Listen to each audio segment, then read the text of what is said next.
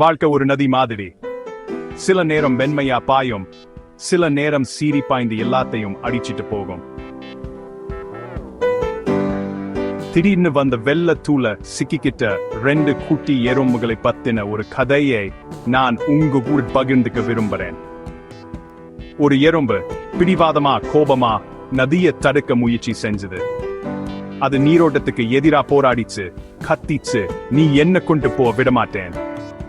இதுதான் நான் செய்யற கடைசி வேலையா இருந்தாலும் உன்னை தடுப்பேன். அது நீரோட்டத்துக்கு குறுக்கப்படுத்திக்கிட்டு ஒவ்வொரு அலையோடையும் சண்டை போட்டுச்சு, அடிபட்டு காயப்பட்டுச்சு. ஆனா நதி அதை கவனிக்கவே இல்லை.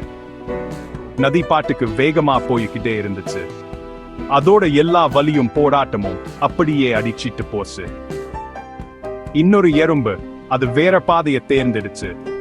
அது நதியோட சண்டை போடல. அது தன்னை விடுவிச்சுக்கு நீரோட்டத்தோட ஒத்து போய் நதி ஏற்கனவே போய்கிட்டு இருந்த திசையிலேயே மிதந்து போச்சு. இந்த எறும்புக்கு வலி இல்லை, வெறும் பயணம் மட்டும்தான்.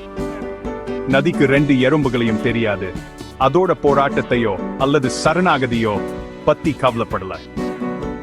ஆனா ஒவ்வொரு எறும்புக்கும் அந்த அனுபவம் முற்றிலும் வேறையா இருந்துச்சு.